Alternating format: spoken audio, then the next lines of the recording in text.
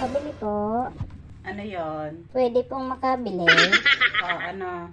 Yung niluluto po na may sabaw. Ano po, mukhang pinagluloko na naman hat pagka-aga-aga.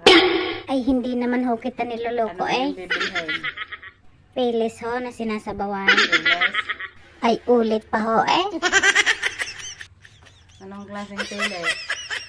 Yun hong pilis na may sabaw na laki me. Ano? Ay, uulitin pa ho eh. Piles na laki me? Yun ho.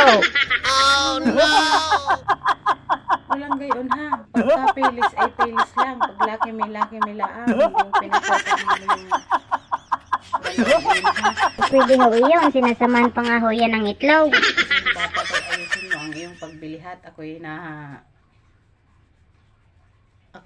high blood sa iyo eh. Kahit ako'y Ayaw, di ma! sa iyong bata ka eh.